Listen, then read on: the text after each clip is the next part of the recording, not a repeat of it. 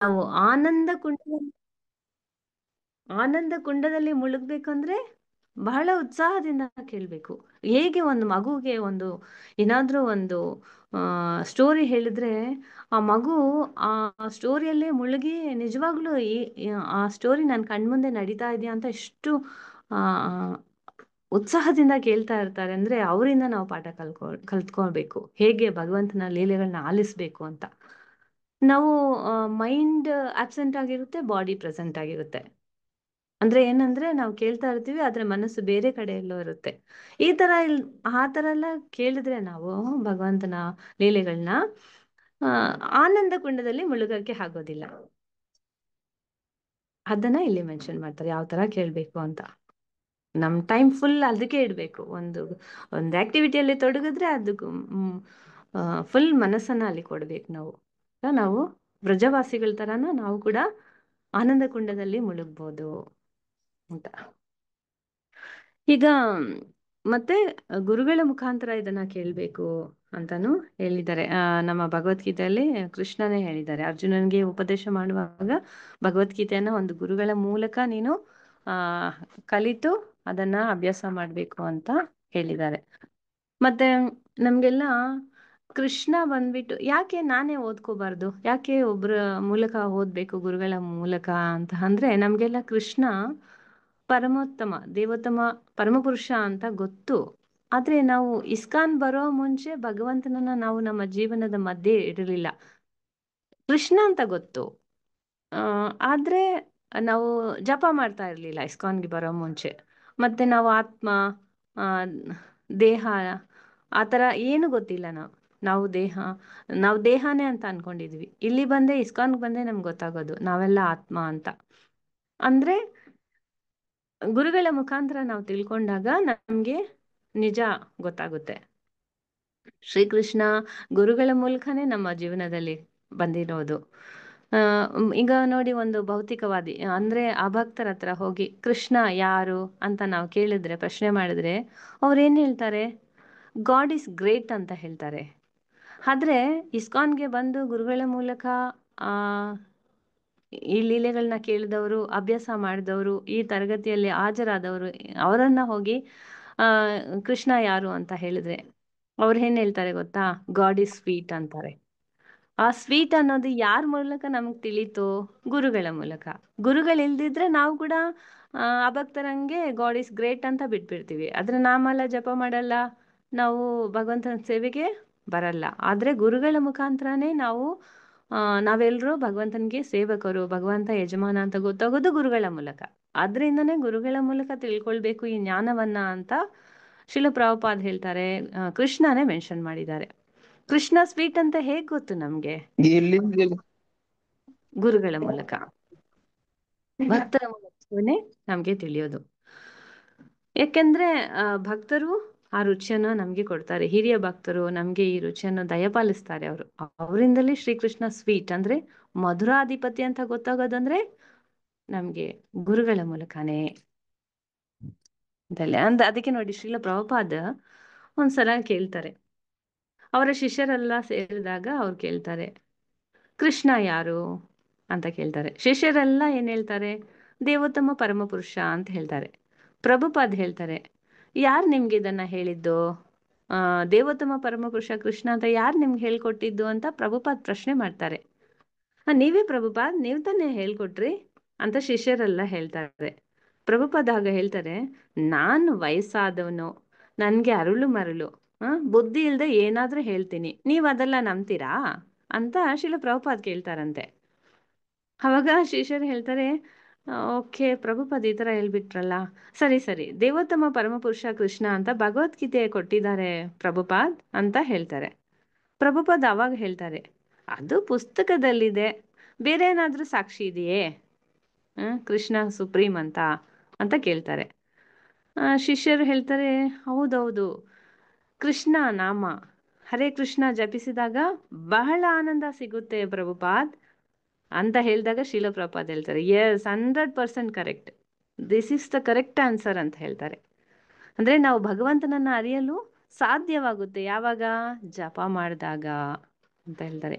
So Satyavrata ಮುನಿ ಇಲ್ಲಿ ಈ ಲೀಲೆಯನ್ನ ಭಕ್ತರ ಮುಖಾಂತರ ಶ್ರವಣ ಮಾಡಿ ತಿಳ್ಕೊಳ್ಳಿ. ಇಲ್ಲಾಂದ್ರೆ ನಾವೇ ಏನೋ ಕಾಲ್ಪನಿಕ ಮಾಡ್ಕೊಳ್ತೀವಿ. ಯಶೋಧ ಬಂದ್ರಂತೆ, ಕಟ್ಟಾಕಿದ್ರಂತೆ, ಕೃಷ್ಣ ಬೆಣ್ಣೆ ಕದ್ರಂತೆ, ಅಷ್ಟೇ ಲೀಲೆ ಮುಗೀತು. ಹ ಅಂದ್ರೆ ಸತ್ಯವೃತ ಮುನಿ ಇಲ್ಲಿ ಹೇಳ್ಕೊಡ್ತಾರೆ, ಇಂಟ್ ಕೊಡ್ತಾರೆ. ತದೀಶಿತಾಗ್ನೇಶು ಭಕ್ತಜಿದತ್ವಂ, ಏನಂತ ಹೇಳ್ತಾರೆ ಅವರು, ಭಕ್ತರ ಮುಖಾಂತರ ತಿಳ್ಕೊಳ್ಳಿ. ಪುನಃ ಪ್ರೇಮತಸ್ತಂ ಶತಾವೃತ್ತಿ ಒಂದೇ, ಅಂದ್ರೆ ಇಂತಹ ಭಗವಂತನನ್ನ ಅವರು ಹೇಳ್ತಾರೆ ಸತ್ಯವ್ರತ ಮುನಿ, ನಾನು 1000 ಬಾರಿ ವಂದಿಸ್ತೀನಿ. ಭಗವಂತನನ್ನ ವಂದಿಸುವಾಗ ಬಹಳ ಆನಂದವಾಗಿದೆ ನನಗೆ. ಸೊ 1 ಬಾರಿ ಅಲ್ಲ, ನಾನು 1000 ಬಾರಿ ಭಗವಂತನನ್ನ ಪ್ರಣಾಮ ಮಾಡ್ತೀನಿ. 1000 ಸಲ ಪ್ರಣಾಮ ಮಾಡಿದ್ರು ಭಗವಂತನ್ಗೆ ನನ್ಗೆ ಅದು ಸಾಲ್ತಾನೆ ಇಲ್ಲ. ಶತಾವೃತ್ತಿ ಒಂದೇ ಅಂತ ಹೇಳ್ತಾರೆ. ಸೊ 4th ಲೈನ್ ನಾವು ಹೋಗೋಣ. ವರಂ ದೇವ ಮೋಕ್ಷಂ ನ ಮೋಕ್ಷಾವಧಿಂ ವಾ ನ ಚಾನ್ಯಮ್ರಾನೇಹಂ ವರೇಷಾದಪೇಹ ಇದಂ ತೇವ ಪೂರ್ಣಾತ ಗೋಪಾಲ ಬಾಲಂ ಸದಾ ಮೇ ಮನಸ್ಯಾ ವೀರಸ್ತಾಂ ಕಿಮನ್ಯೈ. ಇದ್ರಲ್ಲಿ ಏನ್ ಹೇಳ್ತಾರೆ, ಈ ಶ್ಲೋಕದ ಸಾಲಿನಲ್ಲಿ ಸತ್ಯವ್ರತ ಮುನಿಗಳು ವರ ಬೇಡ್ತಾರೆ ಕೃಷ್ಣನ ಹತ್ರ, ವರವನ್ನ ಹೇಳ್ತಾರೆ. ಈ ಲೈನ್ ಅನ್ನ ನಾವು ಕೇಳಿದಾಗ ಓ, ನಮ್ಗೆಲ್ಲ ಯಾರು ಕೂಡ ಯಾರಿಗೂ ಈ ಲೈನ್ ಕೇಳಿದ್ರೆ ಸಂತೋಷ ಆಗುತ್ತೆ. ಯಾಕೆಂದ್ರೆ ಕೃಷ್ಣನ ಹತ್ರ ಸತ್ಯವ್ರತ ಮುನಿ ವರ ಕೇಳ್ತಾರೆ ಅನ್ನೋದು ಕೇಳಿದ ತಕ್ಷಣ ನಮ್ಗೆಲ್ಲ ತುಂಬಾ ಸಂತೋಷ ಆಗ್ಬಿಡುತ್ತೆ. ಓ, ಸತ್ಯವ್ರತ ಮುನಿಗಳು ನಮ್ ಟೀಮೇ, ನಮ್ ತರಾನೇ ಅವರುನು ವರ ಕೇಳ್ತಾ ಇದ್ದಾರಾ? ಓ, ಹಾಗಾದ್ರೆ ನಾನು ಕೇಳ್ತೀನಿ, ಈಸಿ. ಎಷ್ಟೋ ಕ್ಲಾಸಲ್ಲಿ ಕೇಳ್ಬಾರ್ದು ಅಂತಿದ್ದಾರೆ. ಓ, ಸತ್ಯವ್ರತ ಮುನಿ ವರ ಕೇಳಿದ್ರಾ? ಓಕೆ ಓಕೆ ಓಕೆ ಅಂತೆಲ್ಲ ನಾವ್ ಅನ್ಕೊಳ್ತೀವಿ. ಸತ್ಯವ್ರತ ಮುನಿನೇ ವರ ಕೇಳ್ತಾರೆ ಅಂತ ಹೇಳ್ತಾರೆ, ನಾವು ಕೇಳೋದ್ರಲ್ಲಿ ಏನ್ ತಪ್ಪು ಅಂತ ನಾವು ಯೋಚನೆ ಮಾಡ್ಬಿಡ್ತೀವಿ. ತಪ್ಪೇ, ನಾವ್ ಈ ತರ ಯೋಚನೆ ಮಾಡಬಾರ್ದು. ವರಂ ದೇವ ಮೋಕ್ಷಂ ನ ಮೋಕ್ಷಾವಧಿಂ ವಾ, ಅಂದ್ರೆ ವರ ಬೇಕು, ಸತ್ಯವ್ರತ ಮುನಿ ವರ ಬೇಕು. ಆದ್ರೆ ಯಾವ ವರ? ಮೋಕ್ಷಕ್ಕಿಂತ ಉತ್ತಮ ವರ ಬೇಕು ಅಂತ ಕೇಳ್ತಾರೆ. ನಮ್ಮ ಆಧ್ಯಾತ್ಮಿಕ ವರನೇ ನಾವು ಕೇಳೋದಿಲ್ಲ, ಇವ್ರೇನ್ ಕೇಳ್ತಾರೆ ನೋಡ್ಕೊಳ್ಳಿ. ಮೋಕ್ಷಕ್ಕಿಂತ ಉತ್ತಮ ವರ ಯಾವುದು? 9 ಡಿವೋಷನಲ್ ಅದರಲ್ಲಿ ಇರುತ್ತೆ ನೋಡಿ, ಶ್ರದ್ಧಾ, ಸಾಧು ಸಂಘ, 9 ಸ್ಟೆಪ್ಸ್ ಇರುತ್ತೆ ಭಕ್ತಿಯಲ್ಲಿ ಬೆಳೆಯಕ್ಕೆ. ಫಸ್ಟ್ ಶ್ರದ್ಧಾ, ಭಗವಂತನ ಬಗ್ಗೆ ಕೇಳಕ್ಕೆ ಶ್ರದ್ಧಾ ಇರಬೇಕು. ಶ್ರದ್ಧಾ, ಆಮೇಲೆ ಸಾಧು ಸಂಘ, ಭಜನ ಕ್ರಿಯಾ, ಅನರ್ಥ ನಿವೃತ್ತಿ, ನಿಷ್ಠ, ರುಚಿ, ಆಸಕ್ತಿ, ಭಾವ, ಪ್ರೇಮ. ಈ ನವವಿಧ ಸ್ಟೆಪ್ಸ್, ಈ ಭಕ್ತಿನೇ ಮೋಕ್ಷಕ್ಕಿಂತ ಉತ್ತಮ. ಇವೇನಾ ಅಂದ್ರೆ ಇದಕ್ಕಿಂತನೂ ಉತ್ತಮ ಇದೆ, ಇವು ಉತ್ತಮನೇ, ಇದಕ್ಕಿಂತ ಉತ್ತಮ ಇದೆ. ಅಂದ್ರೆ ದಾಮೋದರ ರೂಪವಾದ ಸತ್ಯವ್ರತ ಮುನಿ ಇದಕ್ಕಿಂತ ಉತ್ತಮ ವರ ಏನ್ ಕೇಳ್ತಾರೆ ಗೊತ್ತಾ? ಈ ದಾಮೋದರ ರೂಪವಾದ ಗೋಪಾಲ ಬಾಲಂ, ಭಗವಂತ ಚಿಕ್ಕ ಪುಟ್ಟ ಬಾಲ್ಕನಾಗಿರ್ತಾರಲ್ಲ, ಓಡ್ತಾ ಇರ್ತಾರಲ್ಲ ಯಶೋದಮಯ್ಯ ಹತ್ರ, ಆ ತರ ಗೋಪಾಲ ಬಾಲಂ ರೂಪ ಸದಾ ನನ್ನ ಮನ್ಸಿನಲ್ಲಿ ಇರ್ಲಿ. ನೋಡಿ ಎಂತ ವರ ಕೇಳ್ತಾರೆ ಸತ್ಯವ್ರತ ಮುನಿ. ನಾವ್ ಯಾವ್ದಾದ್ರು ಫಾರ್ಮ್ ಕೇಳಿದ್ದೀರಾ ಭಗವಂತನ ಹತ್ರ? ಯಾವ್ದೇ ಫಾರ್ಮ್ ಹತ್ರ ಹೋಗಿ ನಮ್ಮ ಯಾವುದೇ ವರಗಳನ್ನ ಕೇಳ್ತಾ ಇರ್ತೀವಿ. ಅದು ನರಸಿಂಹದೇವ್ ಇರ್ಲಿ, ಅದು ಗಿರಿಧಾರಿ ಇರ್ಲಿ, ಅವ್ರು ತಿರುಪತಿ ವೆಂಕಟಾಚಲಪತಿ ಇರ್ಲಿ, ಅವರು ದ್ವಾರಕಾಧೀಶ್ ಇರ್ಲಿ, ಯಾರೇ ಇರ್ಲಿ, ಆದ್ರೆ ನಾವು ವರ ಕೇಳ್ತಾ ಇರ್ತೀವಿ, ನಮ್ಗೆ ಬೇಕಾದ ವರಗಳನ್ನ ಕೇಳ್ತಾ ಇರ್ತೀವಿ. ಆದ್ರೆ ಇಲ್ಲಿ ಸತ್ಯವ್ರತ ಮುನಿ ಈ ತರ ಒಂದು ವರ ಬೇಕು, ನಿಮ್ಮ ಫಾರ್ಮ್, ನಿಮ್ಮ ರೂಪ ನನ್ನ ಹೃದಯದಲ್ಲೇ ಇರ್ಲಿ ಅಂತ ಗೋಪಾಲ ಬಾಲ ರೂಪ ಕೇಳ್ತಾ ಇದ್ದಾರೆ. ನಮ್ಗೆ ಇದೆಲ್ಲ ಎಂಟ್ ಅಂದ್ರೆ ನಾವು ಯಾವ ತರ ವರ ಕೇಳ್ಬೇಕು ಅನ್ನೋದನ್ನ ಈ ಆಚಾರ್ಯರುಗಳ ಮೂಲಕ ತಿಳ್ಕೊಬಹುದು. ನಾವು ವರ ಕೇಳಕ್ ಹೋಗ್ಬಿಟ್ಟು ಭಗವಂತನ ಹತ್ರ ವರ ಕೇಳ್ಬಿಟ್ಟು ಅದನ್ನ ಪ್ರೇಯರ್ ಅಂತ ಹೇಳ್ಬಿಡ್ತೀವಿ, ಆಮೇಲೆ ಅದನ್ನ ನಾನು ಟೆಂಪಲ್ಗೆ ಹೋದೆ ಅಂತ ಹೇಳ್ತೀವಿ. ಭಗವಂತನನ್ನ ಕೇಳ್ಬೇಕು ನಾವು, ಭಗವಂತನೇ ನನ್ನ ಜೀವನದಲ್ಲಿ ಬೇಕು ಅಂತ ಕೇಳೋದೇ ಪ್ರೇಯರು. ನಮಗೆ ಬೇಕಾದ ವರಗಳನ್ನ ಕೇಳೋದು ಪ್ರೇಯರ್ ಅಲ್ಲ, ಅದು ತಿಳ್ಕೊಳ್ಬೇಕು. ಇದಕ್ಕಿಂತ ಬೇರೆ ವರ ಬೇಡ ಕೃಷ್ಣ, ಗೋಪಾಲ ಬಾಲ ಸಾಕು ಅಂತ ಸತ್ಯವ್ರತ ಮುನಿ ಇಲ್ಲಿ ಹೇಳ್ತಾರೆ. ಸದಾಮೇ ಮನಸ್ಯಾವಿ ರಾಸ್ತಾಂ ಕಿಮನ್ಯ, ಇದಕ್ಕಿಂತ ಬೇರೆ ವರ ಬೇಡ. ಪದೇ ಪದೇ ಸತ್ಯವ್ರತ ಮುನಿ ಕಿಮನ್ಯೆ, ನನಗೇನು ಬೇಡ, ನನಗೇನು ಬೇಡ, ಗೋಪಾಲ ಬಾಲ ರೂಪವೇ ಸಾಕು ಅಂತಾರೆ. ಅಂದ್ರೆ ಉತ್ತಮ ಭಕ್ತರ ಪ್ರೇಯಸ್ ಈ ರೀತಿ ಇರುತ್ತೆ. ಪ್ರಹ್ಲಾದ್ ಮಹಾರಾಜರನ್ನ ನೋಡಿ. ಪ್ರಹ್ಲಾದ್ ಮಹಾರಾಜ ನರಸಿಂಹದೇವರು ಅವರ ಅರಮನೆಗೆ ಬಂದಾಗ ನಿನ್ಗೇನ್ ವರ ಬೇಕು ಮಗುವೇ ಅಂತ ಕೇಳಿದಾಗ ಪ್ರಹ್ಲಾದ್ ಮಹಾರಾಜ್ ಫಸ್ಟ್ ಏನ್ ಹೇಳ್ತಾರೆ ಗೊತ್ತಾ? ವರ ಏನ್ ಬೇಕು ಅಂದಿದ ತಕ್ಷಣನೇ ಅವ್ರು ಹೇಳ್ತಾರೆ, ಭಗವಂತನೇ ದಯವಿಟ್ಟು ಕ್ಷಮಿಸ್ಬೇಕು, ನಾನು ಭಕ್ತಿ ಪ್ರೀತಿಗಾಗಿ ನಿಮ್ಮ ನಾಮ ಜಪಿಸಿದೆ ಹೊರತು ನನಗೇನೋ ವರ ಬೇಕು ಅಂತ ನೀವು ಬರಬೇಕು ಅಂತ ನಾನು ಜಪ ಮಾಡಿಲ್ಲ ಅಂತ ಹೇಳ್ತಾರೆ. ಅಂದ್ರೆ ನಾನೇನಾದ್ರೂ ವರ ಕೇಳಿ ನೀವು ಕೊಟ್ಬಿಟ್ರೆ ಅದು ವ್ಯಾಪಾರ ಭಗವಂತನೇ ಅಂತ ಹೇಳ್ತಾರೆ. ಭಗವಂತ ಆತರ ನಾನೇನು ಕೇಳಲ್ಲ, ಆತರ ಕೇಳಿ ಕೊಟ್ಬಿಟ್ರೆ ಅದು ವ್ಯಾಪಾರ ಅಂತಾರೆ. ನಾವು ಅದಕ್ಕೆ ಭಕ್ತಿ ಅಂತ ಒಂದು ಹೆಸರಿಟ್ಟಿದ್ದೀವಿ. ನಾನೇನೋ ಜಪ ಮಾಡಿಬಿಟ್ಟು ಭಗವಂತನ ಏನೋ ಒಂದು ಆಸೆನ ನೆರವೇರಿಸ್ಕೊಳ್ತೀನಿ ಅಂತ ಅಂದ್ಕೊಳ್ಳಿ, ಅದನ್ನ ಭಕ್ತಿ ಅಂತ ನಾನು ಹೇಳ್ತೀನಿ. ಅದು ಕರೆಕ್ಟ್ ಅಲ್ಲ, ಅದು ವ್ಯಾಪಾರ ಅಂತ ಪ್ರಹ್ಲಾದ್ ಮಹಾರಾಜ್ ಇಲ್ಲಿ ಮೆನ್ಷನ್ ಮಾಡ್ತಾ ಇದ್ದಾರೆ ನೋಡಿ. ನಾನೇನ್ ಕೇಳಿದ್ರು ಕೃಷ್ಣ ಕೊಟ್ಬಿಡ್ತಾರೆ ಮಾತಾಜಿ ಅಂತ ಹೇಳ್ತೀವಲ್ಲ, ದಟ್ ಈಸ್ ವ್ಯಾಪಾರ. ನೋಡಿ, ವ್ಯಾಪಾರಕ್ಕೂ ಭಕ್ತಿಗೂ ಎಷ್ಟು ವ್ಯತ್ಯಾಸ ಇದೆ ಅಂತ ನೋಡಿ, ನಾವು ತಿಳ್ಕೊಳ್ಬೋದು ಇದ್ರ ಮೂಲಕ. ಸೊ ಅವರು ಅದಕ್ಕೋಸ್ಕರ ನನ್ಗೆ ಯಾವ ವರನೂ ಬೇಡ ಅಂತ ಪ್ರಹ್ಲಾದ್ ಮಹಾರಾಜ ಅಳ್ತಾರೆ ಭಗವಂತನ ಹತ್ರ. ನಾವು ಕೊಡಿ ಅಂತ ಹೇಳ್ತೀವಿ.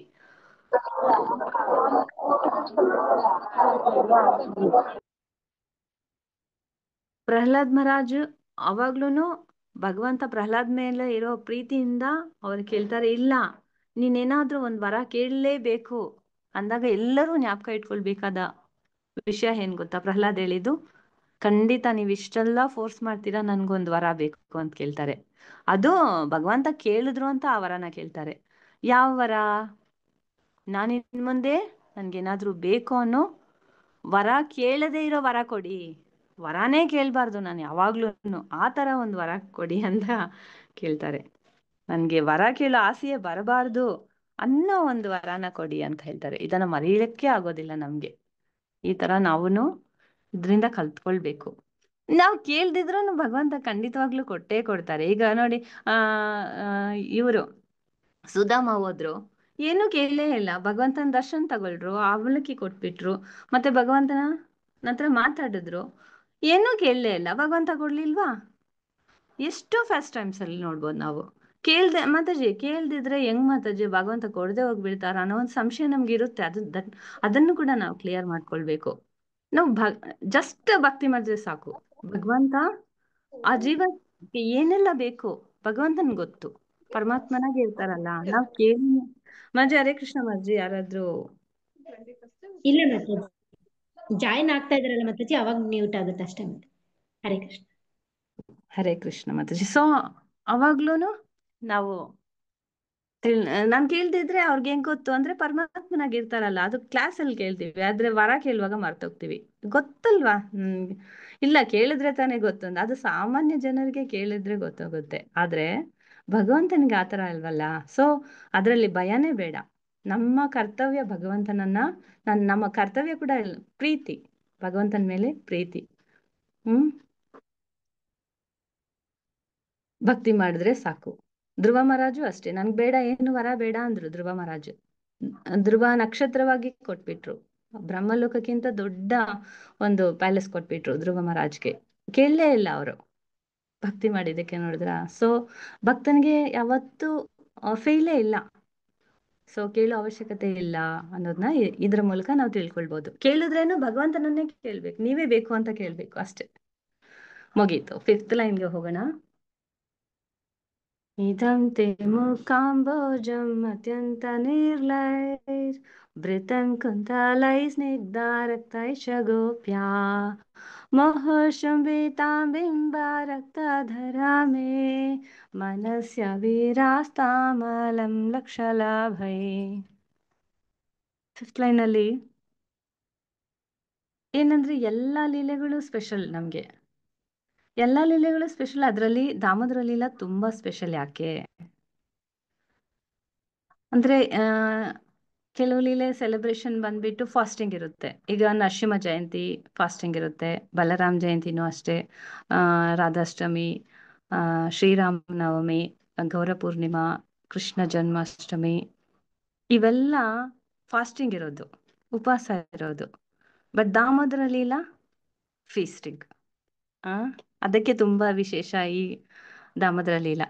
ಮತ್ತೆ ಎಲ್ಲ ಹಬ್ಬದ ಆಚರಣೆ ಒಂದೊಂದೇ ದಿನಾನೇ, ಬರೀ ಒಂದಿನಾನೇ, ಯಾವುದೇ ಇರಲಿ, ರಾಧಾಷ್ಟಮಿ ಇರಲಿ, ಗೋವರ್ಧನ್ ಪೂಜಾ, ರಾಮನವಮಿ, ನರಸಿಂಹ ಚತುರ್ದಶಿ, ಯಾವುದೇ ಇರಲಿ, ಅದು ಬಲರಾಮ್ ಜಯಂತಿ, ಒಂದೊಂದೊಂದು ದಿನ ಇರುತ್ತೆ. ಆದರೆ ದಾಮೋದರ ಲೀಲಾ ಮಾತ್ರ ಎಷ್ಟು ಅಂದರೆ ಎಲ್ಲ ವರ್ಷನೂ 30 ದಿನಾನು, ಒಂದು ತಿಂಗಳು ಸ್ಪೆಷಲ್ ಇದು ಈ ಫೆಸ್ಟಿವಲ್ ಮಾತ್ರ. ದಾಮೋದರ ಕೀರ್ತನ ಹಾಡಿ ದೀಪ ಬೆಳಗಿ 30 ಡೇಸು ಆಚರಣೆ. ಇದು ಒಂದೊಂದು ದಿನನೇ ಮುಗಿಯೋದಿಲ್ಲ. ಈ ಸಲ ಅಕ್ಟೋಬರ್ 7ರಿಂದ ನವೆಂಬರ್ 15ವರೆಗೂ ಈ ಫೆಸ್ಟಿವಲ್ ಇರುತ್ತೆ. ಇದರ ಇನ್ನೊಂದು ವಿಶೇಷತೆ ಏನಂದರೆ, ಬೆಣ್ಣೆ ಕದ್ರೆ ಬೆಣ್ಣೆ ಪಾಟ್ ಮುರಿತಾರೆ, ಕೃಷ್ಣ ಬೆಣ್ಣೆ ಕದೀತಾರೆ. ನಾವೇನು ಮಾಡ್ತೀವಿ, ಅವರನ್ನು ಇಷ್ಟೇ ಮಾಡ್ತಾರೆ ಕೃಷ್ಣ, ಅವ್ರನ್ನ ಯಶೋಧ ಬಂಧಿಸ್ತಾರೆ. ಬಟ್ ನಮ್ಮ ಕೃಷ್ಣ ನಾವೇನು ಮಾಡ್ತೀರಿ, ನಾವೇನಾದರೂ ಹೊರಗಡೆ ಬೇರೆ ಯಾರಾದರೂ ಕದ್ರೆ ಇಲ್ಲ ಏನಾದರೂ ತಪ್ಪು ಮಾಡಿದರೆ ಸಾಕು, ಅವ್ರನ್ನ ಬಂಧನಕ್ಕೆ ಬರೀ ಅವ್ರ ಸೆರೆವಾಸ ಕೊಡ್ತೀವಿ ಅಷ್ಟೇ, ಬೇರೆ ಏನೂ ಮಾಡಲ್ಲ. ಆದರೆ ನಮ್ಮ ಕೃಷ್ಣನ ಲೀಲೆಯಲ್ಲಿ ನೋಡಿ, ಕೃಷ್ಣ ಈ ಥರ ಮಾಡಿದ್ದಕ್ಕೆ ಕೃಷ್ಣನ ಬಂಧನ ಮಾಡಿದ ಚಿತ್ರನ ಮನೆಯಲ್ಲಿ ಇಟ್ಕೊಂಡು, ಯಶೋದಮಯ್ಯ ಕಟ್ತಾರಲ್ಲ ಆ ಚಿತ್ರ ಇಟ್ಕೊಂಡು ಅವ್ರಿಗೆ ಹೂವಿನ ಹಾರ ಹಾಕಿ ದೀಪ ತೋರಿಸಿ ನೈವೇದ್ಯ ಮಾಡಿ ಪಾಯಸ ಎಲ್ಲ ಮಾಡಿ ಸ್ವೀಟ್ ಮಾಡಿ ಎವ್ರಿ ಡೇ ಅವ್ರಿಗೆ ಹಾಲಿನ ಪಾಯಸ ಮಾಡಿ ನಮ್ಮ ಭಕ್ತರಿಗೆಲ್ಲ ತುಂಬ ಕರುಣೆಯಿಂದ ಎಲ್ಲರಿಗೂ ಹಂಚಿ ಅವರ ಲೀಲೆಗಳನ್ನ ಹೇಳಿ, ಮತ್ತು ಎಲ್ಲ ಮನೆಗಳಲ್ಲೂ ಯಾರ್ಯಾರಿಗೂ ಗೊತ್ತಿಲ್ಲ ದಾಮೋದರ ಲೀಲೆ ಅಂದರೆ ಅದು ದೀಪ ತೋರಿಸೋದು ಒಂದು ಫೆಸ್ಟಿವಲ್ ಅಂದರೆ, ಮನೆ ಮನೆಗೆ ಹೋಗ್ತಾ ಇದ್ವಿ, ಬೀದಿ ಬೀದಿಗೂ ಹೋಗು, ನಗರಕ್ಕೂ ಗ್ರಾಮಕ್ಕೂ ಊರಿಗೂ ಹೋಗ್ಬಿಟ್ಟು ಎಷ್ಟೋ ಸಲ ಈ ದಾಮೋದರ ಪೂಜೆ ಮಾಡ್ತಾ ಇದ್ವಿ. ಮುಂಚೆ ಎಲ್ಲ ಶಾಲಾ ಕಾಲೇಜಿಗೆ ಹೋಗ್ಬಿಟ್ಟು ಮಕ್ಕಳಿಗೆಲ್ಲ ದೀಪ ತೋರಿಸೋದು, ಅವ್ರಿಗೇನಾದರೂ ಪ್ರಸಾದ ಕೊಟ್ಬಿಟ್ಟು ಭಗವಂತನಿಗೆ ಜಸ್ಟ್ ಅವರು, ಯಾಕೆಂದ್ರೆ ನಮ್ಮ ಗುರುರಾಜು ಉಪದೇಶ ಕೊಟ್ಟಿರೋದು ಎಲ್ಲರೂ ಪ್ರತಿಯೊಬ್ಬರು ಕೂಡ ಭಗವಂತನಿಗೆ ದಾಮೋದರ ಆರತಿ ತೋರಿಸ್ಬೇಕು ಅಂತ. ಮಾಲ್ಗಳಿಗೆ ಎಷ್ಟೋ ಜನಕ್ಕೆ ಗೊತ್ತಿರಲ್ಲ, ಅವ್ರಿಗೂ ಕೂಡ ತಿಳಿಸ್ಬೇಕು ಅಂತ. ಎಲ್ಲರಿಗೂ ಇವಾಗ ಕೂಡ ಎಲ್ಲಾದ್ರೂ ಹೋದ್ರೆ ಅವರು ಇವಾಗೆಲ್ಲ ಬರಲ್ವಾ ಇಸ್ಕಾನ್ ಅವರು ನಾವು ದೀಪ ತೋರ್ಸಕ್ಕೆ ಅಂತ ಕೇಳೋರು. ತುಂಬಾ ಸಪೋರ್ಟ್ ಮಾಡ್ತಾ ಇದ್ರು ಬೇರೆ ಎಲ್ಲ ಮಕ್ಕಳು ಕೂಡ. ಶಾಲೆಗಳಲ್ಲಿ, ಕಾಲೇಜ್ಗಳಲ್ಲಿ, ಮಾಲ್ಗಳಿಗೂ ಕೂಡ, ರೈಲ್ವೆ ಸ್ಟೇಷನ್ ಅಲ್ಲಿ ಕೂಡ, ಹಾಸ್ಪಿಟಲ್ಗೂ ಕೂಡ, ಮನೆ ಮನೆಗೂ ಹೋಗಿ ದೀಪದಾನ ಮಾಡಿ ಬರ್ತಾ ಇದ್ವಿ. ಎಷ್ಟೋ ಡಿವೋಟೀಸ್. ಇದೆಷ್ಟು ಸ್ಪೆಷಲ್ ಈ ಫೆಸ್ಟಿವಲ್ ನೋಡಿ, 30 ದಿನಾನು ಈ ತರ ಮುಗ್ದೋಗುತ್ತೆ ಎಷ್ಟು ಬೇಗ ಗೊತ್ತಾ. ನಾವು ಒಂದಿನದಲ್ಲಿ 3 ಪ್ರೋಗ್ರಾಮ್, ಮನೆ ಪ್ರೋಗ್ರಾಮ್ ಮಾಡ್ತಾ ಇದ್ವಿ. ಅಥವಾ ಇನ್ನು ಇದೆಲ್ಲ ಕಮ್ಮಿ ಮಕ್ಕಳಿಗೆ ರೀಚ್ ಆಗುತ್ತೆ, ಯಾಕೆಂದ್ರೆ ಮನೆ ಪ್ರೋಗ್ರಾಮ್ ಮಾಡಿದ್ರೆ ಕಮ್ಮಿ ಜನಕ್ಕೆ ತೋರ್ಸಕ್ಕಾಗೋದು, ಯಾಕೆಂದ್ರೆ 10 ಮೆಂಬರ್ಸ್ ಕರೆದಿರ್ತಾರೆ, 10-15, ಮತ್ತೆ ಇನ್ನೊಂದು ಮನೆಯಲ್ಲಿ ಒಂದು 10-15 ಅಂದ್ರೆ 30 ಮೆಂಬರ್ಸ್ ಮಾತ್ರನೇ ದೀಪ ತೋರಿಸಿರೋದು ನಾವು ಅಷ್ಟು ಟೈಮ್ ಇಟ್ರು. ಸೊ ಗುರುಮಹಾರಾಜ್ ಏನ್ ಹೇಳಿದ್ರು, ನೀವು ಮನೆ ಮನೆಗೂ ಬೀದಿ ಬೀದಿಗೂ ಹೋಗ್ಬಿಟ್ಟು ನೀವು ದೀಪ ತೋರಿಸ್ಬೇಡಿ ಅಂತ. ಇವಾಗ ಎಷ್ಟೋ ಕೌಂಟ್ಸ್ ಇಟ್ಕೊಂಡು ನಾವು 100, 300, 400 ಈ ತರ ಎಲ್ಲ ನಾವು ಲೀಡರ್ಸ್ಗೆ ನಾವು ಸಬ್ಮಿಟ್ ಮಾಡ್ತಾ ಇದ್ವಿ. ಅಷ್ಟು ಜನಕ್ಕೆ ನಾವು ಭಗವಂತನ ಫೋಟೋ ಇಟ್ಕೊಂಡು, ಮಳೆ ಕೂಡ ಬರ್ತಾ ಇತ್ತು. ಈ ಸಲ ಕಡಿಮೆ ಆಗಿದೆ ಮಳೆ. ಮುಂಚೆ ತುಂಬಾ ಗಾಳಿ, ತುಂಬಾ ಮಳೆ ಇರ್ತಿತ್ತು, ದೀಪಾನೇ ಅನ್ಸಲ್ಲ. ಆದ್ರೂ ನಾವು ಹೋಗಿ ಎಲ್ಲರಿಗೂ ತೋರ್ಸ್ಕೊಂಡು ಬರುವಾಗ ಅದೆಷ್ಟು ಸಂತೋಷ ನೋಡಿ. ನಮ್ಮ ಗುರು ಮಹಾರಾಜ್ ಉಪದೇಶನ ಫಾಲೋ ಮಾಡ್ತಾ ಇದೀವಿ, ಮತ್ತೆ ಗೊತ್ತಿರದವ್ರಿಗೆಲ್ಲ ದಾಮೋದರನ ದರ್ಶನ ತೋರಿಸ್ತಾ ಇದ್ವಿ ಅಂತ ಎಷ್ಟು ಸಂತೋಷ ಗೊತ್ತಾ. ಆ ಥರ ಇತ್ತು. 30 ಡೇಸ್ ಹೆಂಗೋಗುತ್ತಂತಾನೆ ಗೊತ್ತಿಲ್ಲ, ಕೌಂಟ್ ಮಾಡ್ತಾ ಇರ್ತೀವಿ, ಮುಗ್ದೋಗ್ಬಿಟ್ಟಿರುತ್ತೆ ನಮ್ಮ ಈ ಪ್ರೋಗ್ರಾಮ್ಸ್. ಅಷ್ಟು ವಿಶೇಷ ಇದು. ಅಂದ್ರೆ ಗೌರಕಥಾ ನಗರ ಗ್ರಾಮ ತಾರಿಣಿ, ನಮ್ಮ ಭಕ್ತರು ನಗರ ಗ್ರಾಮಕ್ಕೆ ಹೋಗಿ ದಾನ ಮಾಡ್ತಾ ಇದ್ರು. ಎಷ್ಟೋ ಜನ ಊರಲ್ಲಿ ಕೂಡ ಈ ಪ್ರೋಗ್ರಾಮ್ಸ್ ಇಟ್ಕೊಳ್ತಾ ಇದ್ರು. ಇಷ್ಟು ವಿಶೇಷತೆ. ಮತ್ತೆ ಇನ್ನೊಂದು ವಿಶೇಷತೆ ಏನು ಈ ಲೀಲೆ ಮೂಲಕ ಅಂದ್ರೆ, ಪ್ರತಿ ಲೀಲೆಯಲ್ಲೂ ಭಗವಂತನೇ ಎಲ್ಲರನ್ನ ರಕ್ಷಣೆ ಮಾಡಕ್ ಹೋಗ್ತಾ ಇದ್ರು. ಎಲ್ಲರೂ ಭಗವಂತನನ್ನೇ ಕರಿತಾ ಇದ್ರು ರಕ್ಷಣೆ ಮಾಡಿ ಅಂತ. ಉದಾಹರಣೆಗೆ ನೋಡಿ, ಗಜೇಂದ್ರ ಲೀಲೆಯಲ್ಲಿ ಗಜೇಂದ್ರ ಕರೀತಾರೆ, ಆದಿ ಮೂಲಮೇ ಅಂತ ಕರೀತಾರೆ, ಒಂದು ಲೋಟಸ್ ತೋರಿಸ್ಬಿಟ್ಟು. ಭಗವಂತ ಗರುಡನ್ ಮೇಲೆ ಗಜೇಂದ್ರನನ್ನ ಕಾಪಾಡಕ್ ಬಂದ್ರು, ರಕ್ಷಣೆಯನ್ನು ಕೊಟ್ರು. ಅದೇ ತರ ದ್ರೌಪದಿ ಕೂಡ ವಸ್ತ್ರಾಭರಣ ಆಗುವಾಗ ಸಮಯದಲ್ಲಿ ದ್ರೌಪದಿ ಕೂಡ ಭಗವಂತನ ಕರೆದಾಗ ದ್ರೌಪದಿಯನ್ನು ಕೂಡ ರಕ್ಷಣೆ ಮಾಡಕ್ಕೆ ಭಗವಂತ ಬರ್ತಾರೆ. ಕಾಡ್ನಲ್ಲಿ ಹೋಗ್ತಾ ಇರುವಾಗ ಗೋಪ ಬಾಲಕರು ಮತ್ತೆ ಕೃಷ್ಣ ಎಲ್ಲರೂ ಹೋಗ್ತಾ ಇರುವಾಗ ಒಂದ್ಸಲ ಅಗ್ನಿ ಬಂದ್ಬಿಡುತ್ತೆ. ಎಲ್ಲರೂ ಭಯ ಪಟ್ಕೊಂಡು, ಭಗವಂತನು ಗೋಪ ಬಾಲಕರು ಸೇಮ್ ಸೈಜಲ್ಲೇ ಇರ್ತಾರೆ. ಆದ್ರೆ ಏನಾದ್ರೂ ಭಯ ಬಂದಾಗ ಭಗವಂತನ ಹಿಂದೆ ಹೋಗಿ ಭಗವಂತನ ಹತ್ರ ಕೇಳ್ತಾರೆ, ಶರಣಾಗ್ತಾರೆ ಅವರು. ಮಿಕ್ಕಿ ಟೈಮಲ್ಲೆಲ್ಲ ತುಮಿ ಆಮಿ ಸಾಮ ಅಂತ ಹೇಳ್ಬಿಡ್ತಾರೆ. ಕೃಷ್ಣನು ಗೋಪಬಾಲಕರಿಗೆ ಏನ್ ರೂಲ್ ಇರುತ್ತೆ ಅದೇ ರೂಲ್ ಕೃಷ್ಣಗೇನು ಸ್ಪೆಷಲ್ ಆಗಿ ಅವ್ರು ಏನು ತೋರ್ಸಲ್ಲ. ಆದ್ರೆ ಕಷ್ಟ ಬಂದ್ರೆ ಕೃಷ್ಣ ಹತ್ರನೇ ಹೇಳ್ತಾ ಇದ್ರು. ಇದ್ ನೋಡಿ ಎಷ್ಟು ಸ್ಪೆಷಲ್ ನೋಡಿ ಅವರು. ಹ್ಮ್ ಅವಾಗ ಆ ಅಗ್ನಿ ಬಂದಾಗ ಎಲ್ರೂ ಭಯ ಪಟ್ಕೊಂಡು ಕೃಷ್ಣ ಹತ್ರ ಹೇಳ್ತಾರೆ. ಆಮೇಲೆ ಏನ್ ಹೇಳ್ತಾರೆ, ಕೃಷ್ಣ ಹೇಳ್ತಾರೆ, ಓ ಇವ್ರ ಜೊತೆಯಲ್ಲಿ ನಾವೆಲ್ಲ ಎಲ್ಲರ ಮುಂದೆ ನಮ್ಮ ಮ್ಯಾಜಿಕ್ ತೋರಿಸ್ಬಿಡ್ತೀವಿ, ಯಾಕೆಂದ್ರೆ ನಮ್ಗೆ ನೇಮ್ ಫೇಮ್ ಬೇಕು ಅಂತ. ಓ ನೀವ್ ಹೀಗೆ ಮಾತಾಜಿ, ಹೋ ಗ್ರೇಟ್ ಮಾತಾಜಿ, ಆತರ ಹೇಳ್ಬೇಕು ಅಂತ ಎಲ್ಲರ ಮುಂದೆ ನಾವು ಒಂದು ವಿಷಯನ ತೋರ್ಸ್ಕೊಳ್ತೀವಿ. ಆದ್ರೆ ಭಗವಂತ ಏನ್ ಅನ್ಕೊಳ್ತಾರೆ ಗೊತ್ತಾ, ಎಲ್ರೂ ನೀವು ಕಣ್ಮುಚ್ಕೊಳ್ಳಿ, ನಾನೊಂದು ಮ್ಯಾಜಿಕ್ ಮಾಡ್ತೀನಿ ಅಂತ ಕಣ್ಮುಚ್ಚಿಸ್ಬಿಟ್ರು. ಎಲ್ರು ಕಣ್ಮುಚ್ಕೊಂಡಾಗ ಭಗವಂತ ಯಾರಿಗೂ ಗೊತ್ತಾಗದೆ ಅಗ್ನಿನ ನುಂಗ್ಬಿಡ್ತಾರೆ. ಆದ್ರೆ ಅಗ್ನಿನ ನುಂಗಿದ್ರು ಅಂತ ನಿಜವಾಗ್ಲೂ ಗೋಪಬಾಲಕರಿಗೆ ಗೊತ್ತಾಗದಂಗೆ ನಡ್ಕೊಂಡ್ರಂತೆ. ಆಮೇಲೆ ಗೆಸ್ ಮಾಡ್ತಾರೆ ಅವ್ರು ಕೃಷ್ಣ ತಗೊಂಡ್ರು ಅಂತ, ಯಾಕೆಂದ್ರೆ ಕಣ್ಮುಚ್ಕೊಂಡಿದ್ರಲ್ಲ ಅವಾಗ. ಯಾಕೆ ಕೃಷ್ಣ ಈ ತರ ಮಾಡಿದ್ರು ಅಂದ್ರೆ, ನನ್ನ ಕೃಷ್ಣ ಗಾಡ್ ಅಂತ ಹೇಳ್ಬಿಟ್ಟು ನನ್ನ ಜೊತೆ ಇವರು ಸ್ನೇಹದಿಂದ ಇರೋದಿಲ್ಲ, ನನ್ಗೆ ಒಂದು ಪ್ಲೇಸ್ ಕೊಟ್ಬಿಟ್ಟು ನನ್ಗೆ ತುಂಬಾ ಗೌರವ ಕೊಡ್ತಾರೆ, ನನ್ಗೆ ಅದು ಇಷ್ಟ ಆಗಲ್ಲ, ನನ್ ಜೊತೆ ಇವರು ಸಹಜವಾಗಿರ್ಬೇಕು ಅಂತ ತುಂಬಾ ಇಷ್ಟ ಅಂತೆ ಕೃಷ್ಣಗೆ. ಈ ಮೆಂಟಾಲಿಟಿ ನೋಡಿ. ನಮ್ಗೆಲ್ಲ ಹೇಗೆ ಗೊತ್ತಾ, ನಮ್ಮನ್ನ ಗೌರವಿಸ್ಬೇಕು, ನಮ್ಗೆ ಎಲ್ಲರೂ ಪ್ರಣಾಮ ಮಾಡ್ಬೇಕು, ನಮ್ಗೆ ಹರೇ ಕೃಷ್ಣ ಹೇಳ್ಬೇಕು, ನಮ್ಮನ್ನ ಏನಾದ್ರೂ ನಾನೊಂದು ಸೆಲೆಬ್ರಿಟಿ ಅಂತ, ನಾನೊಂದು ಸ್ಪೆಷಲ್ ಅಂತ ನಾವು ಅನ್ಕೊಂಡಿರ್ತೀವಿ. ಆದ್ರೆ ಕೃಷ್ಣ ನೋಡಿದ್ರ ಸುಪ್ರೀಂ ಅವರು, ಲೋಕನಾಥ, ಜಗತ್ತಿಗೆ ಒಡೆಯ. ಅವ್ರಿಗೆ ಈ ನೇಮ್ ಫೇಮ್ ಬೇಕಾಗಿರ್ಲಿಲ್ಲ. ಅವರ ಭಕ್ತರಾಗಿ ನಾವು ಇದನ್ನು ಕೂಡ ಕಲ್ತ್ಕೋಬೇಕು. ನಾವು ತುಂಬಾ ಹ್ಯಾಪಿ ಇರ್ಬಹುದು ಆ ತರ ಇದ್ರೆ, ಆ ತರ ಒಂದು ಮೆಂಟಾಲಿಟಿ ಇದ್ರೆ. ಸೊ ಇಲ್ಲಿ ಗೋಪ ಬಾಲಕರನ್ನ ರಕ್ಷಣೆ ಮಾಡಿದ್ರು, ದ್ರೌಪದಿನ ರಕ್ಷಣೆ ಮಾಡ್ತಾರೆ. ಇಂದ್ರನ ಮಳೆಯಿಂದ ಬ್ರಜವಾಸಿಗಳನ್ನ ಕಾಪಾಡ್ತಾರೆ. ಕೃಷ್ಣನೇ ಎಲ್ಲರನ್ನ ಕಾಪಾಡ್ತಾ ಬರ್ತಾರೆ. ಪ್ರತಿ ಲೀಲೆಯಲ್ಲಿ ನಾವು ನೋಡ್ತಾ ಬಂದಿದೀವಿ. ಎಲ್ಲರನ್ನ ಕಾಪಾಡೋ ಕೃಷ್ಣ ಈ ದಾಮೋದರ ಲೀಲೆಯಲ್ಲಿ ಮಾತ್ರ ಯಶೋದೆ ಅವರಲ್ಲಿ ಕಟ್ಟಾಕ್ದಾಗ ನನ್ನನ್ನ ರಕ್ಷಣೆ ಮಾಡಿ ಬನ್ನಿ ಅಂತ ಗೋಪ ಬಾಲಕರನ್ನ, ಬಲರಾಮನ್ನ ಸಹಾಯಕ್ಕೆ ಕರೆದ್ರಂತೆ. ಇದೇ ಸ್ಪೆಷಲ್ ಇದ್ರಲ್ಲಿ.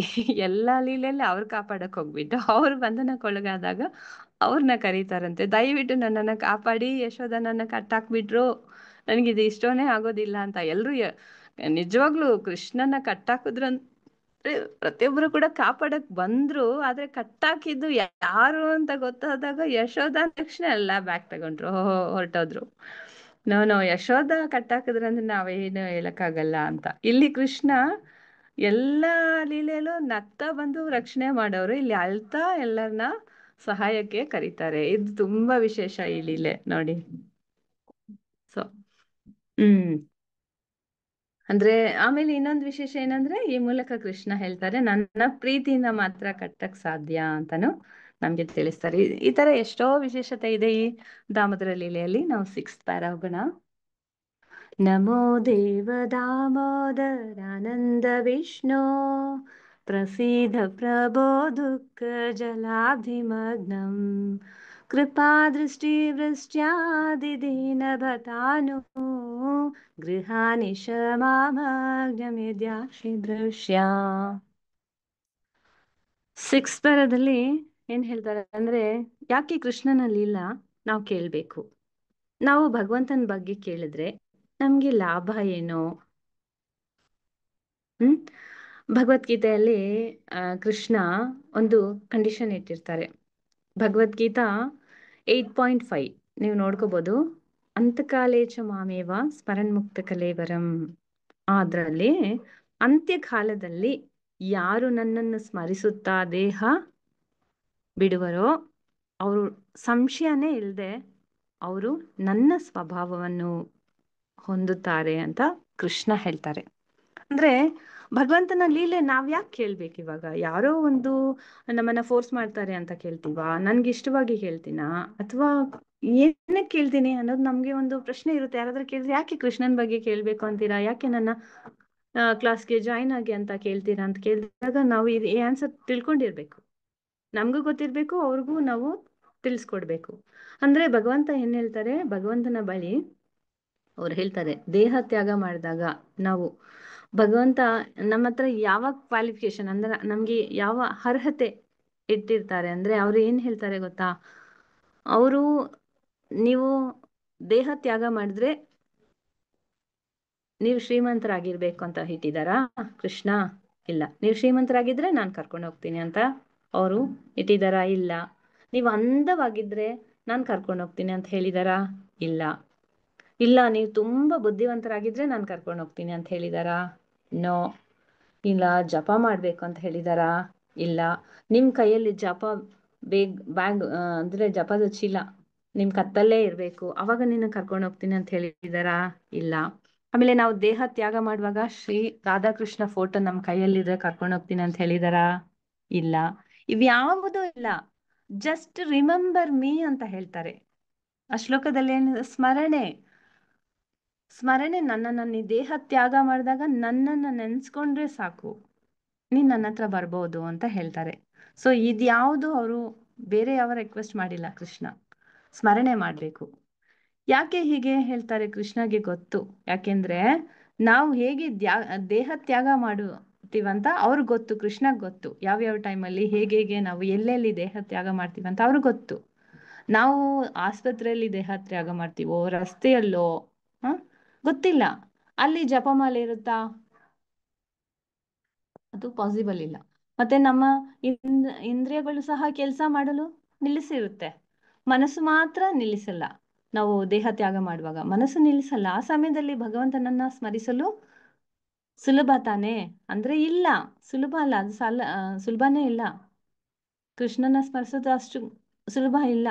ಅಂತ್ಯ ಸಮಯದಲ್ಲಿ ಗಂಗಾ ವಾಟರ್, ತುಳಸಿ ದಳ, ಯಾರಾದ್ರೂ ಇದು ಕಂಠಿಮಾಲ ತರ್ತಾರೆ. ಈ ತರ ಏನು ಪಾಸಿಬಲೇ ಇಲ್ಲ.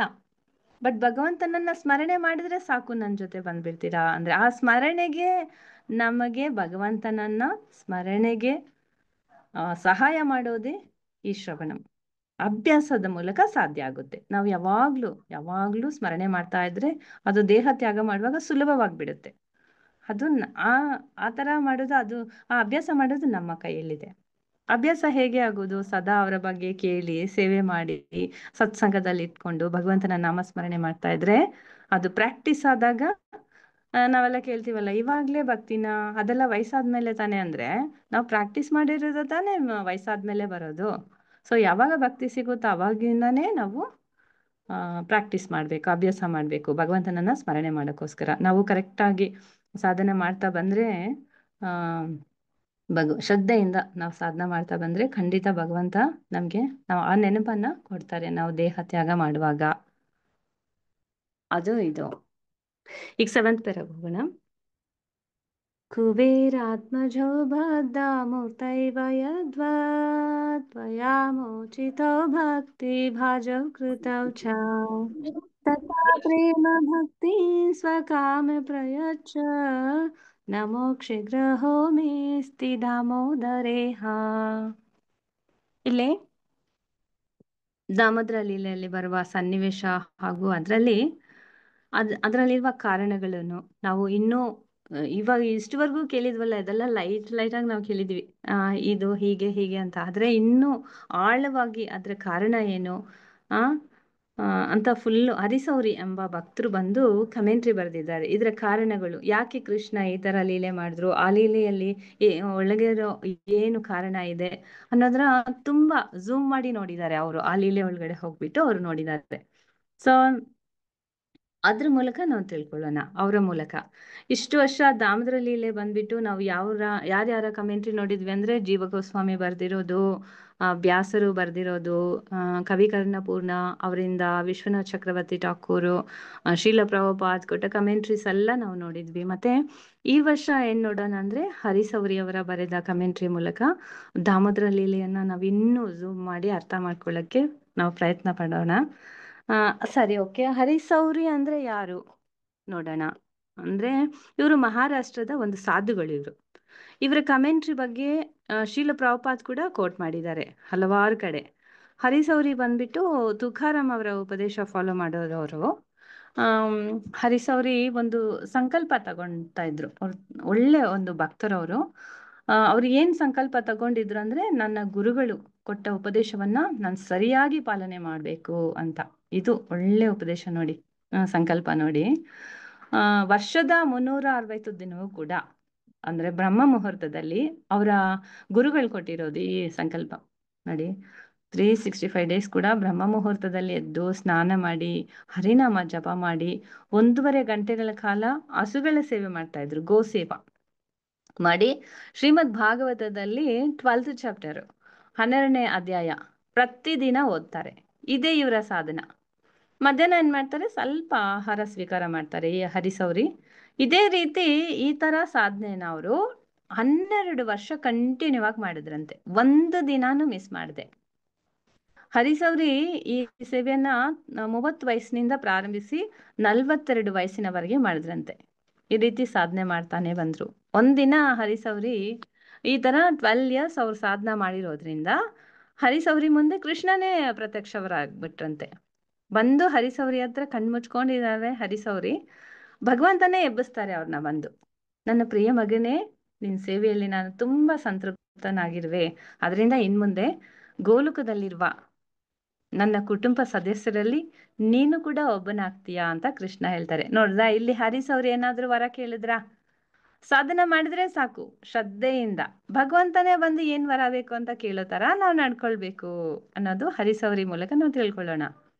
ಭಗವಂತ ಹೇಳ್ತಾರೆ ನೋಡಿ, ನಮ್ಮ ಕುಟುಂಬ ಸದಸ್ಯರಲ್ಲಿ ನೀನು ಒಬ್ಬ ಇನ್ಮುಂದೆ ಅಂತ ಹರಿಸೌರಿನ ಹೇಳ್ತಾರೆ. ನೀನು ಗೋ ಸೇವಾ ಮಾಡಿದ ಕಾರಣ, ನೀನು ಈ ದೇಹ ತ್ಯಾಗ ಮಾಡಿದ ತಕ್ಷಣ ನನ್ನ ಧಾಮಕ್ಕೆ ನೀನು ಸಂಶಯನೇ ಇಲ್ಲದೆ ಬಂದ್ಬಿಡ್ತೀಯಾ ಅಂತ ಹೇಳ್ತಾರೆ. ನಿನ್ನ ಹತ್ರ ಒಂದು ಸಹಾಯ ನನ್ಗೆ ಬೇಕಾಗಿದೆ ಅಂತ ಕೃಷ್ಣ ಬಂದು ಹರಿಸೌರಿನ ಕೇಳ್ತಾರೆ. ಆತರ ಭಕ್ತಿ ಮಾಡಿದ್ದಾರೆ ಹರಿಸೌರಿ. ನಾನು ಈ ಭೌತಿಕ ಪ್ರಪಂಚದಲ್ಲಿ ಮಾಡಿದ ಎಲ್ಲಾ ಲೀಲೆಗಳಿಗೂ ಕಾರಣ ಇದೆ. ಏನೇನ್ ಲೀಲೆ ಮಾಡಿದ್ದೇನೆ ಅದಕ್ಕೆಲ್ಲ ಕಾರಣ ಇದೆ. ಆ ಕಾರಣ ಏನೆಂದು ನೀನು ಬರೀಬೇಕು ಅಂತ ರಿಕ್ವೆಸ್ಟ್ ಮಾಡ್ಕೊಳ್ತಾರೆ ಕೃಷ್ಣ ಹರಿಸೌರ್ಯನ. ಅಂದ್ರೆ ಭಾಗವತ 10ನೇ ಸ್ಕಂದದಲ್ಲಿರುವ ಎಲ್ಲಾ ಲೀಲೆಗಳಿಗೂ ಕಾರಣ ನೀನ್ ಬರೀಬೇಕು. ಆಗ ಹರಿಸೌರಿ ಹೇಳ್ತಾರೆ, ಭಗವಂತನೇ ದಯವಿಟ್ಟು ಕ್ಷಮಿಸ್ಬೇಕು, ನನ್ಗೆ ಅಷ್ಟೊಂದು ಜ್ಞಾನ ಇಲ್ಲ ಅಂತ ಹೇಳ್ತಾರೆ. ನಮ್ಗೆ ಯಾರಾದ್ರೂ ಹಂಗ ಆತರ ಹೇಳಿದ್ರೆ ನಮ್ಗೆ ಎಷ್ಟು ಹೆಮ್ಮೆ ಆಗುತ್ತೆ. ಓಕೆ ಓಕೆ ನಾನ್ ಮಾಡ್ತೀನಿ ಕರೆಕ್ಟ್ ಅಂತ ಹೇಳ್ಬಿಡ್ತೀವಿ. ಆದ್ರೆ ಹರಿಸೌರಿ ಹೇಳ್ತಾರೆ, ಇಲ್ಲ ಭಗವಂತ, ನನ್ಗೆ ಅಷ್ಟೊಂದು ಜ್ಞಾನ ಇಲ್ಲ ಅಂತ ಹೇಳ್ತಾರೆ. ನೆಕ್ಸ್ಟ್ ಏನ್ ಹೇಳ್ತಾರೆ ಅಂತ ನಾವು ನೆಕ್ಸ್ಟ್ ಲೈನ್ ಅಲ್ಲಿ ಹೋಗಿ ನೋಡೋಣ.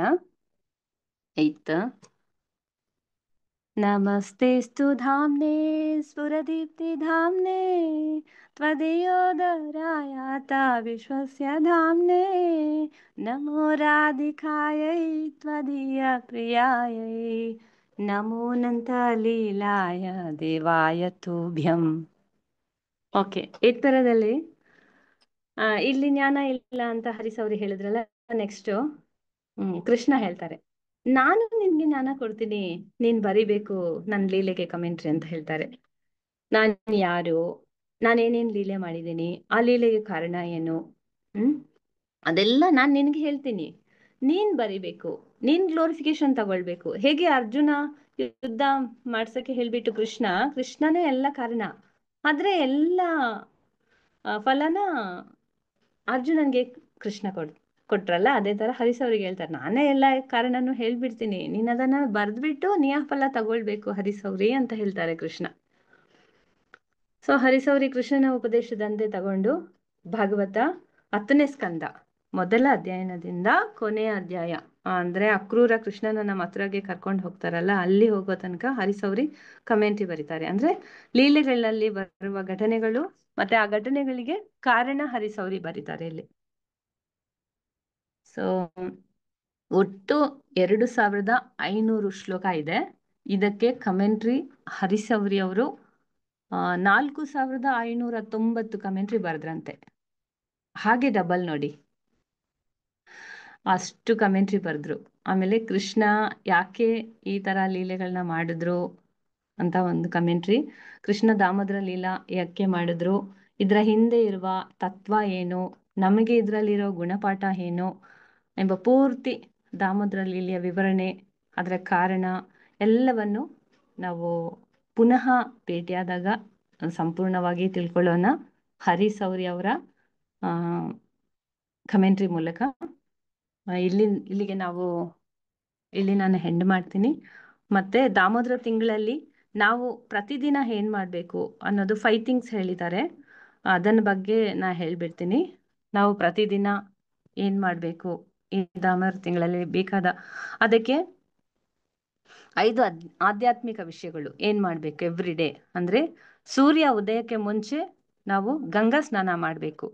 ಗಂಗಾ ಸ್ನಾನ ಅಂದ್ರೆ ಅದು ಮಾಯಾಪುರಲ್ಲಿ ಇದೆ, ಗಂಗಾ ನಮ್ಮನೆ ಹತ್ರ ಇಲ್ಲ ಅಂದ್ರೆ ನಾವು ಸ್ನಾನ ಮಾಡುವ ಆ ಬಕೆಟ್ ಅಲ್ಲಿ ಸ್ನಾನ ಮಾಡ್ತೀವಲ್ಲ, ಅದರಲ್ಲಿ ನಾವು ಗಂಗಾ ಗಂಗಾ ಗಂಗಾ ಅಂತ ನಾವು ನಮ್ಮ ಕೈನ ಹಿಡ್ಕೊಂಡು 3 ಟೈಮ್ಸ್ ಹೇಳಿ ಅದರಲ್ಲಿ ಸ್ನಾನ ಮಾಡಿದ್ರೆ ಗಂಗಾ ಬಂದ್ಬಿಡ್ತಾರೆ. ಗಂಗೆಯಲ್ಲಿ ಸ್ನಾನ ಮಾಡಿದ ಫಲ ಅದು.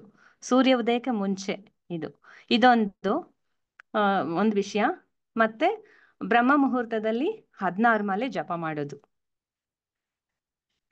2ನೇ ವಿಷಯ. 3ನೇದು ಪ್ರತಿದಿನ ತುಳಸಿಗೆ ನೀರಾಕಿ 4 ಪ್ರದಕ್ಷಿಣೆ ಮಾಡೋದು. 4th ಬಂದ್ಬಿಟ್ಟು ಭಾಗವತ 1ನೇ ಸ್ಕಂದ. ಹೀಗೆ ಹರಿಸೌರಿ ಹೇಗೆ ಓದಿದ್ರು 12ನೇ ಅಧ್ಯಾಯ. ಅಂದ್ರೆ ಯಾಕೆ ಈ 12ನೇ ಅಧ್ಯಾಯನೇ ಓದ್ಬೇಕು ಅಂದ್ರೆ, ಇದು 12th ಮಾತ್ರನೇ ಫಸ್ಟ್ ಕ್ಯಾಂಟೋದಲ್ಲಿ ಚಿಕ್ಕ ಅಧ್ಯಾಯ. ಸೊ ಎವ್ರಿ ಡೇ ನಾವು ಓದ್ಬೇಕಲ್ವಾ, ದೊಡ್ಡದಾಗಿದ್ರೆ ನಾವು ಓದೋದಿಲ್ಲ. 12ನೇ ಅಧ್ಯಾಯ ಮಾತ್ರ ತುಂಬಾ ಚಿಕ್ಕದು, 36 ಶ್ಲೋಕ ಮಾತ್ರ ಇದೆ. ಎವ್ರಿ ಡೇ ಅದನ್ನ ಓದ್ಬೇಕು, ಅದೊಂದು 4th. ಮತ್ತೆ ಪ್ರತಿದಿನ ಸಂಜೆ ದಾಮೋದರ ಕೀರ್ತನೆ ಹಾಡಿ, ಫುಲ್ ಕೀರ್ತನೆ ಹಾಡ್ಬಿಟ್ಟು, ಎಲ್ಲರಿಗೂ ಗೊತ್ತು, ಅದನ್ನ ಹಾಡ್ಬಿಟ್ಟು ದೀಪ ತೋರಿಸ್ಬೇಕು ಯಶೋಧ ದಾಮೋದರ್ಗೆ. ಈ ತರ 5 ವಿಷಯಗಳನ್ನ, ಆಧ್ಯಾತ್ಮಿಕ ವಿಷಯಗಳನ್ನ ಈ ತಿಂಗಳಲ್ಲಿ ಮಾಡಿದ್ರೆ ತುಂಬಾ ಶ್ರೇಷ್ಠತೆ. ಮತ್ತೆ ನಿಮ್ಗೆ ತಿಳಿದವ್ರಿಗೂ ಕೂಡ, ನೀವು ಆಲ್ರೆಡಿ ಮಾಡ್ತಾ ಇದ್ದೀರಾ ಇದನ್ನ ಅಂದ್ರೆ, ಮತ್ತೆ ನಿಮ್ಮ ತಿಳಿದವರಿಗೆ, ನಿಮ್ಮ ನೆಂಟರಿಗೆ, ಎಲ್ಲರಿಗೂ, ನೇಬರ್ಸ್ ಅವ್ರಿಗೆಲ್ಲ ತಿಳಿಸ್ಕೊಟ್ಟು ಅವ್ರನ್ನು ಕೂಡ ಆಧ್ಯಾತ್ಮಿಕ ಜೀವನಕ್ಕೆ ಕರ್ಕೊಂಡು ಬರೋಕ್ಕೆ ಇದೊಂದು ಪ್ರಯತ್ನ ಪಟ್ಟರೆ ತುಂಬಾ ಒಳ್ಳೇದಾಗುತ್ತೆ. ಗುರುಗಳಿಗೆ ತುಂಬಾ ಸಂತೋಷ ಆಗುತ್ತೆ. ಓಕೆ, ಹರೇ ಕೃಷ್ಣ ಮಾತಾಜಿ. ಇಲ್ಲಿಗೆ ನಾನು ಮುಗಿಸ್ತೀನಿ. ಮತ್ತೆ ಮುಂದಿನ ಇನ್ನೊಂದು ಸಮಯ ನಾವು ಭೇಟಿ ಮಾಡೋಣ. ಹರೇ ಕೃಷ್ಣ. ವಾಂಚಕಲ್ಪತರುಭ್ಯಶ್ಚ ಕೃಪಾ ಸಿಂಧುಭ್ಯಶ್ಚ ಪತಿತಾನಾಂ ಪಾವನೇಭ್ಯೋ ವೈಷ್ಣವೇಭ್ಯೋ ನಮೋ ನಮಃ. ಅನಂತ ಕೋಟಿ ವೈಷ್ಣವ ವೃಂದ ಕಿ ಜೈ. ஹரே கிருஷ்ணா. ஹரே கிருஷ்ணா மாதாஜி, ரொம்ப நல்லா இருந்தது மாதாஜி. காதுக்கு ஹரே நீங்க கிருஷ்ணா. அந்த ஹரி சௌரியாவை பத்தி சொன்னதெல்லாம் எங்களுக்கு தெரிய வந்தது மாதாஜி. பகவானும் அவரை அவர்கிட்டயே நீ என் குடும்பத்துல ஒருவன்ட்டு சொல்லி அறிய வந்தது எல்லாம் ரொம்ப அருமையா இருந்துச்சு மாதாஜி. அவருடைய ஞானத்தை பத்தி சொன்னதெல்லாம் ரொம்ப அருமை மாதாஜி. உங்களுக்கு பெரிய ஒரு வணக்கம் மாதாஜி. ஹரி கிருஷ்ணா. ಗುರುದೇವ್. ಹರೇ ಕೃಷ್ಣ ಮಾತಾಜಿ. எல்லாம் ரைட்டிங் பண்ணிக்கணும் மாதாஜி. நான் நீங்க சொன்னதெல்லாம். ಹರಿ ಬೋಲ್. தேங்க்யூ மாதாஜி. ಹರೇ ಕೃಷ್ಣ. ಹರೇ ಕೃಷ್ಣ ಮಾತಾಜಿ. ತುಂಬಾ ಧನ್ಯವಾದಗಳು ಮಾತಾಜಿ ನಿಮ್ಗೆ. ದಾಮೋದರನ ಬಗ್ಗೆ ಎಷ್ಟೊಂದು ಅದ್ರ ಕಥೆದ ಮಹತ್ವ ಇದೆ ಅಂತ ತುಂಬಾ ಚೆನ್ನಾಗಿ ತಿಳಿಸ್ಕೊಟ್ರಿ ಮಾತಾಜಿ. ಹರೇ ಕೃಷ್ಣ. ಯಾವ ಭಗವಂತನ ನಾವ್ ಏನ್ ಕೇಳ್ಬೇಕು, ಏನ್ ಕೇಳ್ಬಾರ್ದು, ಭಗವಂತ ನಮ್ಗಾಗಿ ಏನ್ ಬೇಕಾದ್ರೂ ಕೊಡ್ತಾನೆ ಅನ್ನೋದೆಲ್ಲ ತುಂಬಾ ಚೆನ್ನಾಗಿ ವಿವರಿಸಿ ಕೊಟ್ರಿ ಮಾತಾಜಿ. ತುಂಬಾ ಧನ್ಯವಾದಗಳು ಮಾತಾಜಿ. ನಾವ್ ಈ ಮಾಸದಲ್ಲಿ ಏನ್ ಮಾಡ್ಬೇಕು ಅನ್ನೋದು 5 ವಿಚಾರಗಳನ್ನು ತಿಳಿಸ್ಕೊಟ್ರಿ ಮಾತಾಜಿ. ತುಂಬಾ ಧನ್ಯವಾದಗಳು ಮಾತಾಜಿ ನಿಮ್ಗೆ. ಹರೇ ಕೃಷ್ಣ. ಹರೇ ಕೃಷ್ಣ. ತುಂಬಾ ಧನ್ಯವಾದಗಳು ಮಾತಾಜಿ. ಹರೇ ಕೃಷ್ಣ. ಧನ್ಯವಾದಗಳು ಮಾತಾಜಿ. ಹರೇ ಕೃಷ್ಣ. ಹರೇ ಕೃಷ್ಣ ಮಾತಾಜಿ. ಈಗ ನರಸಿಂಹ ಪ್ರಣತಿ. ಹರೇ ಕೃಷ್ಣ. ದೀಪಿಕಾ ಮಾತಾಜಿ ನರಸಿಂಹ ಪ್ರಣತಿ ಹಾಡ್ತೀರಾ? ದೀಪಿಕಾ ಮಾತಾಜಿ. ದೀಪಿಕಾ ಮಾತಾಜಿ. ಹರೇ ಕೃಷ್ಣ. ಹಾ ಹಾಡಿ ಮಾತಾಜಿ. ಬಹಳ ದಿವಸ ಆಯ್ತು ನೀವು ದೀಪಿಕಾ ಮಾತಾಜಿ ಹಾಡಿಲ್ಲ. ಮಾತಾಜಿ ಹಾಡ್ತೀನಿ.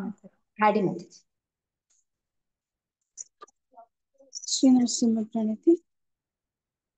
ಶ್ರೀ ನರಸಿಂಹ ಜಯ ನರಸಿಂಹ, ಜಯ ಜಯ ಶ್ರೀ ನರಸಿಂಹ.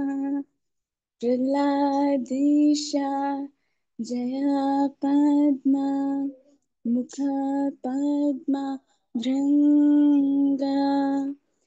ಉಗ್ರಂ ವೀರಂ ಮಹಾವಿಷ್ಣುಂ ಜ್ವಲಂತಂ ಸರ್ವತೋಮುಖಂ. ನರಸಿಂಹಂ ಭೀಷಣಂ ಭದ್ರಂ ಮೃತ್ಯೋರ್ಮೃತ್ಯುಂ ನಮಾಮ್ಯಹಂ.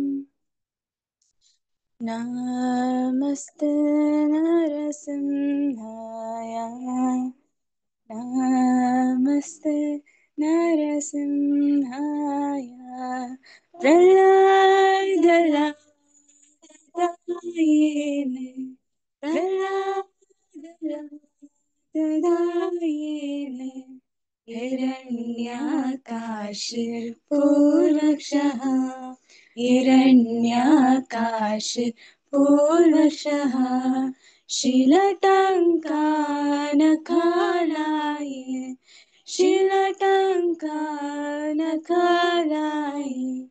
इतो नरसिंहा परतो नरसिंहा इतो नरसिंहा परतो नरसिंहा यतो यतो यामि ततो नरसिंहा यतो यतो यामि ततो नरसिंहा बहिर्नरसिंहा हृदये नरसिंहा बहिर्नरसिंहा हृदये नरसिंहा बहिर्नरसिंहा हृदये नरसिंहा नरसिंहमदिं शरणं प्रपदे नरसिंहमदिं शरणं प्रपदे तव करकमलवरे नाथम् अद्भुतशृङ्गं दलिता हिरण्यकशिपु तनुभृङ्गम् केशवधृता नरहरिरूपा जय जगदीश हरे जय जगदीश हरे जय जगदीश हरे तव करकमलवरे नाथम् अद्भुतशृङ्गं दलिता हिरण्यकशिपु तनुभृङ्गम् केशवधृता नरहरिरूपा जय जगदीश हरे जय जगदीश हरे जय जगदीश हरे जय नरसिंहदेव जय नरसिंहदेव नरसिंहदेव जय नरसिंहदेव जय प्रहलाद महाराज जय प्रहलाद महाराज प्रहलाद महाराज जय प्रहलाद महाराज जय जय जय प्रभुपाद प्रभुपाद प्रभुपाद प्रभुपाद प्रभुपाद जय प्रभुपाद जय जय गुरुदेव गुरुदेव गुरुदेव गुरुदेव जय जय गुरुदेव नित्य गौर हरि बोल हरि बोल हरि बोल हरि बोल हरि बोल नित्य गौर हरि बोल नित्य गौर हरि बोल हरि बोल हरि बोल हरि बोल नित्य गौर हरि बोल जगद्गुरु श्रील प्रभुपाद की जय चैतन्य महाप्रभु की जय नित्यानंद महाप्रभु की जय हरे नाम संकीर्तन की जय हरिदास ठाकुर हरे कृष्ण माताजी धन्यवाद माताजी ಹರೇ ಕೃಷ್ಣ ಮಾತಾಜಿ ಹರಿಬೋಲ್ ಮಾತಾಜಿ ತುಂಬಾ ಚೆನ್ನಾಗಿ ಹೇಳಿದ್ರಿ ಮಾತಾಜಿ. ನರಸಿಂಹ ಪ್ರಣತಿ ಶ್ರದ್ಧಾ ಭಕ್ತಿಯಿಂದ ನರಸಿಂಹ ಪ್ರಣತಿ ಹಾಡಿದ ದೀಪಿಕಾ ಮಾತಾಜಿ ಅವ್ರಿಗೂ ಅವ್ರ ಪರವಾಗಿ ಎಲ್ಲಾರ್ಗು ತುಂಬಾ ತುಂಬಾ ಧನ್ಯವಾದಗಳು ಮಾತಾಜಿ. ಹರೇ ಕೃಷ್ಣ ಹರೇ ಕೃಷ್ಣ. ಈಗ ಮಲಗು ಮುನ್ನ ಮಾಧವನೆನ್ನೆ ಆನ್ಲೈನ್ ಕಾರ್ಯಕ್ರಮವನ್ನು ಮುಕ್ತಾಯ ಮಾಡೋಣ. ಕಾರ್ಯಕ್ರಮದಲ್ಲಿ ಭಾಗವಹಿಸಿದ ಎಲ್ಲಾ ವೈಷ್ಣವ ಭಕ್ತರಿಗೂ ಧನ್ಯವಾದಗಳು. ದಂಡುಪ್ಪಣ ವಾಂಚಾಕಲ್ಪತರುಭ್ಯಶ್ಚ ಕೃಪಾ ಸಿಂಧು ಭವೇವಚ ಪತಿತಾನಾಂ ಪಾವನೇಭ್ಯ ವೈಷ್ಣವೇಭ್ಯೋ ನಮೋ ನಮಃ. अनंत कोटि वैष्णव की जय, श्रील प्रभुपाद की जय, गुरु महाराज की जय. हरे कृष्ण प्रभुजी, हरे कृष्ण माताजी, ಧನ್ಯವಾದಗಳು, ದಂಡೋತ್ ಪ್ರಣಾಮಗಳು. ಹರೇ ಕೃಷ್ಣ. ಹರೇ ಕೃಷ್ಣ ಪ್ರಭುಜಿ, ಹರೇ ಕೃಷ್ಣ ಮಾತಾಜಿ, ಧನ್ಯವಾದಗಳು, ದಂಡೋಸ್ಮಿ ಮಾತಾಜಿ, ಧನ್ಯವಾದಗಳು, ದಂಡೋತ್ ಪ್ರಣಾಮಗಳು. ಹರೇ ಕೃಷ್ಣ. धन्यवाद प्रणाम माताजी. हरे कृष्ण माताजी, ದಂಡೋತ್ ಪ್ರಣಾಮ. हरे कृष्ण माताजी, हरे कृष्ण माताजी.